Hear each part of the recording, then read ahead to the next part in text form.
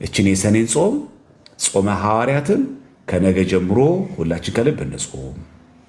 በጣም ብዙ ሰው የማይናገረው ችግር ያለበት ሰው አለ። ብዙ የጤና እክል ያለበት ሰው አለ። በጤና ደረጃ እንኳን ብናስበው ስኳር ያለበት ሰው አለ፣ ደም ግፊት ያለበት ሰው አለ፣ ሳይነስ ያለበት ሰው አለ፣ አስም ያለበት ሰው አለ፣ ኩላሊት በሽተኛ የሆነ ሰው አለ፣ የልብ ድካም ያለበት ሰው አለ። እና ከእግዚአብሔር ውጭ መፍትሄ አለ? ሐኪም ቤት ሄዳችሁ ብር ኖሯችሁ ይሄንን እኛ አንችል ቤት ባላችሁት በሽታ የለም?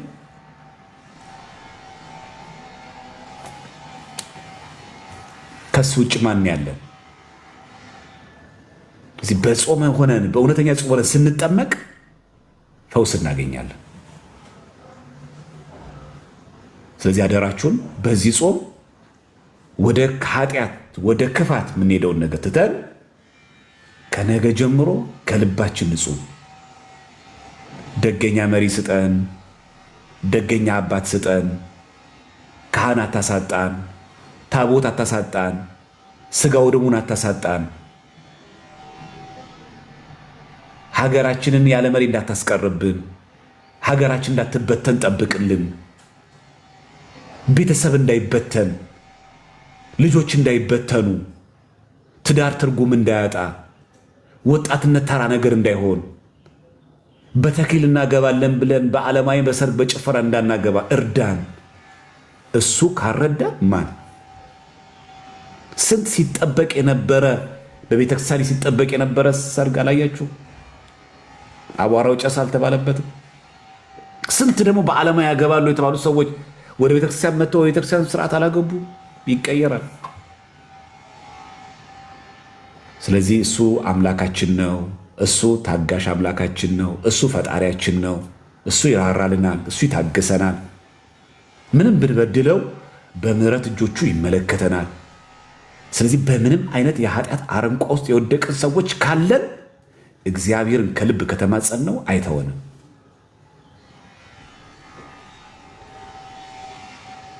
ግብረ አውናን እየፈጸምን ማስተርቤሽን እየፈጸምን በሴትም በወንድም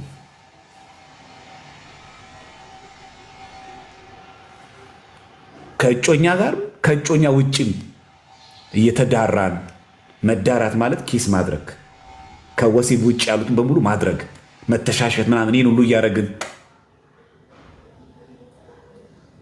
ይህንን ቆልፎ ገዝቶ ገዝቶ የሚያቆመው ጾምና ጾም ብቻ ነው።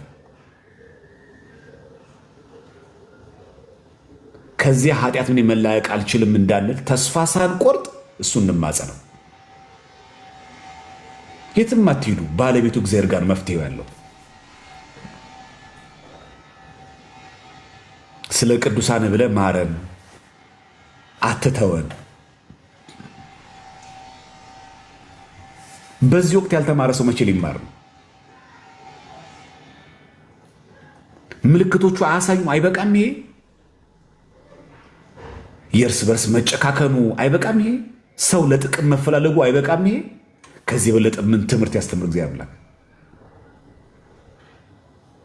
ነገ? ስለዚህ ሁላችንም እድሜው ከ7 ዓመት የሆነ በላይ በሙሉ ይሄ ጾም ለእኔ ከተጠቀምኩበት አገልግሎቴን ያሰምርልኛል። እስፔሻሊ ደግሞ አገልጋይ አይታችኋል። ሐዋርያት መንፈስ ቅዱስ ሲወርድልባቸው የእውቀት ችግር የቋንቋ ችግር እኮ ተቀርፏል።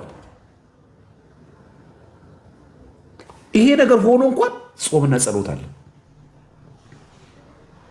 እኛ እንደዚህ አይነት ሰዎች ነን። እኛ ወደ መንፈስ ቅዱስ ሲወርድብን ሰዎች ነን። ያ ማለት እንደ ሐዋርያት በብዙ ልሳኖች ቋንቋዎች እንናገራለን። እንደ ሐዋርያት አይነት እኩል እውቀት እኛ አሁን አለን። የሐዋርያት ያክል እንኳን እውቀት አለን እኛ። ጳውሎስ እንኳን ከእውቀት ከፍለን እናውቃለን ያለው እኛ የጳውሎስ እንኳን ያክል አለን። የማቴዎስ ወንጌላዊ የዮሐንስ ወንጌላዊ እንኳን አለን። እንዲህ በሌለበት ትዕቢታችን ደግሞ አስቡት፣ ጢባራችን ደግሞ አስቡት እንዴት እንደምንለጠጥ። ስለዚህ ጾም ሲባል ከስጋ ከቅቤ ከእንጀራ ከውሃ ብቻ ማለት አይደለም፣ ከክፋት ሁሉ ጭምር መጾም። ሐሜተኞች ከሆነ ሐሜታችን እናቁም። ሸንቋሪ ሰውን በሆነው ነገር ምን ጎነትል በአሽሙ ምንናገር ሐሜተኛ ከሆነ የሐዋርያት ጾም አይፈቅድም። ይኸው ሾሬ እየተናገሩ ወንድምህን እያቆሰልክ እያደማኸው ጾም አይሆንም፣ አገልግሎት አይሆንም።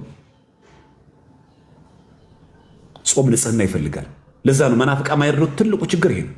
የቅቤና ስጋ አይደለም። ቅቤና ስጋ ብቻ አይደለም የኛ ጉዳይ፣ ተንኮልም፣ ኃጢአትም፣ እርኩሰትም ሁሉ ጭምር ከዚህ ሁሉ መጾም ያስፈልጋል።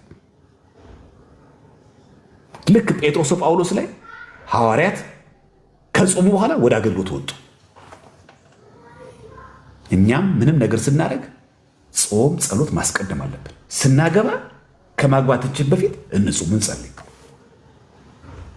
እጮኛ ልትይዝ ስትይ አንተም ስትል እውነት እግዚአብሔር አምላክ የፈቀደችልህ እጮኛህ ናት? እስቲ ጾምና ጸሎት አስቀድምና እግዚአብሔር ጠይቀው።